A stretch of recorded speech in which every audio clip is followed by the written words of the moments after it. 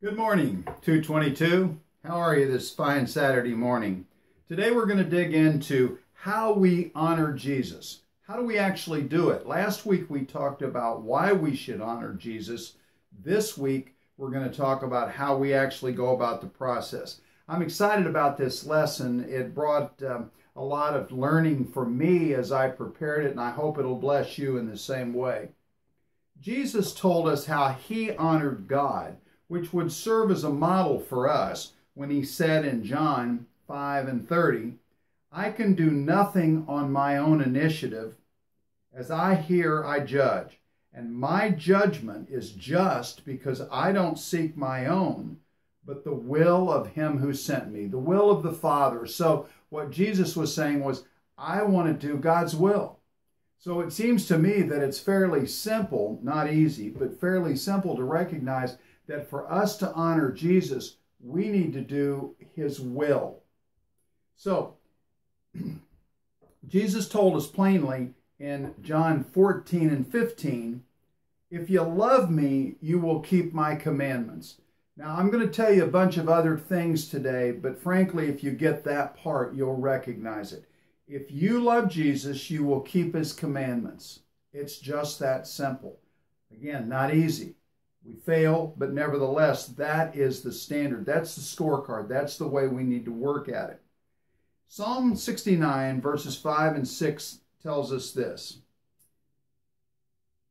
It gives us insight into how we should honor, not shame, Jesus. We're going to talk more and more about honor and shame, but honor Jesus is about uplifting him, glorifying him, whereas shaming him is pretty clear. It's bringing disgrace to his name, and we never want to do that. So it said, "O God, it is thou who dost know my folly, and my wrongs are not hidden from thee.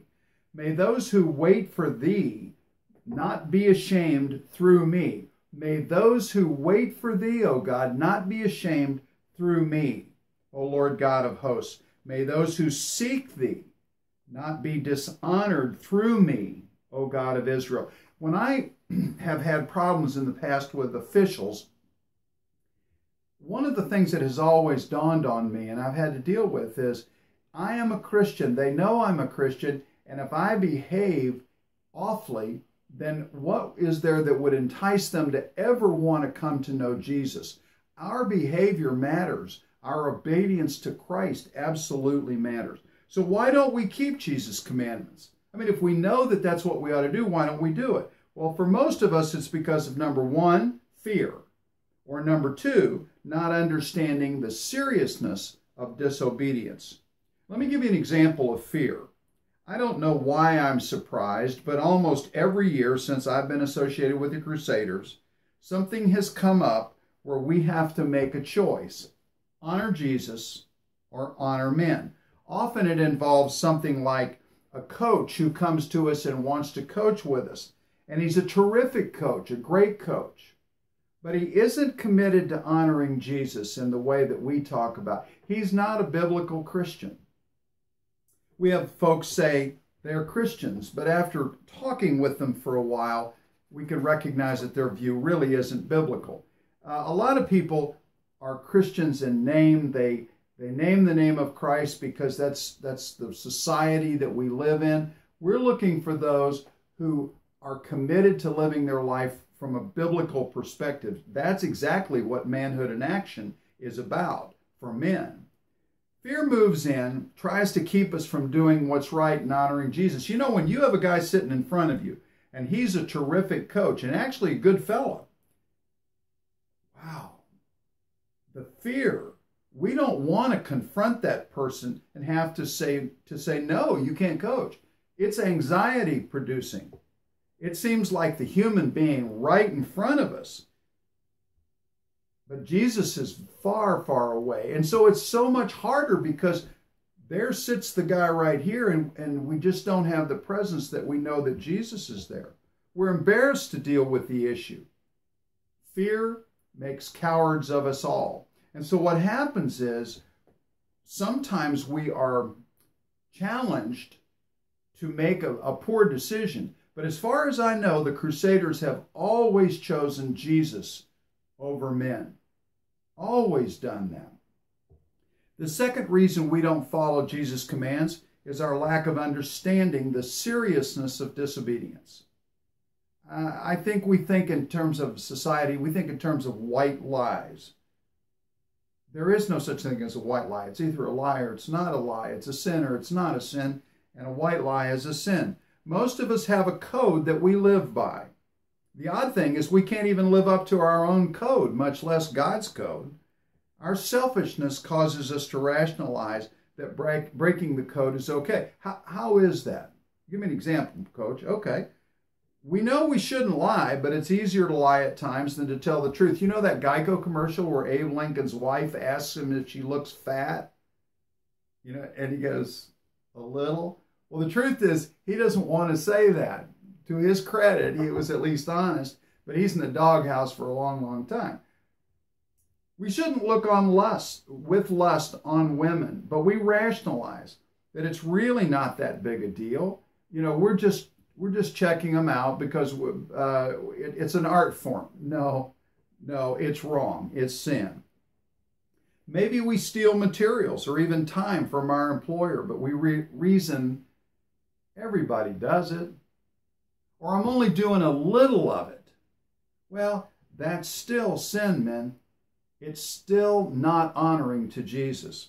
In Pursuit of Holiness, in the book Pursuit of Holiness, Jerry Bridges points out that for many people, their real aim is not to sin very much.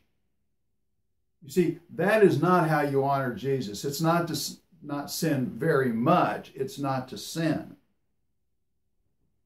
To Jesus, it's just plain old sin. It's disobedience. It's not following his commandments. It's not honoring Jesus. It's time for us as Christians to take responsibility and obey his commands. It is not about our victory. It's about obedience to Christ. You see, obedience is God-focused, whereas victory is self-focused. I'm worried about myself and my victory. The way to get to victory is if we focus on not being disobedient to Jesus. That's how we get victory. Following Jesus' commands should be much easier as we focus on what he has done for us. One of my favorite quotes is this.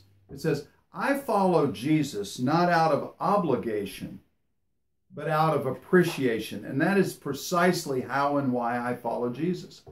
I am so appreciative of what he has done for me. I am so appreciative of the death that he paid on the cross for my sin, not his sin. So it's easy to follow him. I'm not obligated to follow him. I am appreciative. I am thankful. Wow. Honoring Jesus is really important to God too, by the way. In John 5:22 and 23, the Bible tells us, for not even the Father judges anyone, but he has given all judgment to the Son in order that all may honor the Son. Pretty clear. Even as they honor the Father. He who does not honor the Son does not honor the Father who sent him. It is important to God that we honor Jesus. And the scriptures warn us about fake honor. In Isaiah 29 and 13, the scriptures say this, this people draw near to me with their words, and they honor me with lip service, but they remove their hearts far from me, and their reverence for me consists of tradition learned by rote. Wow, I don't want to be accused of paying lip service to honoring Jesus. May those words never describe any of us. Today I want to close with this inspiring story which epitomizes honoring Jesus. It tells about the American missionaries who went to evangelize the Auca Indians. The Aucas were a fierce tribe in Ecuador. In fact, my understanding is that they were man-eaters, cannibals, if you will. Nate Saint was the pilot. That was his name. Jim Elliott, Pete Fleming, Ed McCully, and Roger Youderian were the other missionaries. Man, I actually get goosebumps when I read this story. These men flew to where the Auca Indians were on January the 3rd of 1956 after much, much prayer. Their wives were back at the mission camp. They had a rifle. They took a rifle with them, but they had decided to not use it if they were attacked because it would set back the Auca's ability to trust missionaries who came in the future. That was their recognition.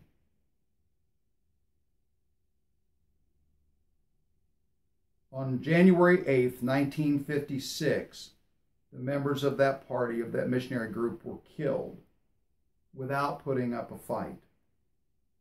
But that doesn't end the story. God is remarkable. By 1958, that's 2 years later, guys.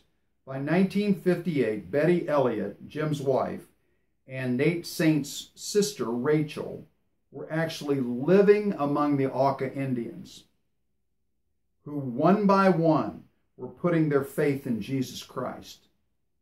9 years later, 2 of Nate Saint's children were baptized on the beach where their father had died by 2 of the men who had killed their father, who had turned to Jesus Christ. In college, Jim Elliot had written this: "He is no fool who gives away what he cannot keep to gain what he cannot lose." Mission accomplished. Rest in peace.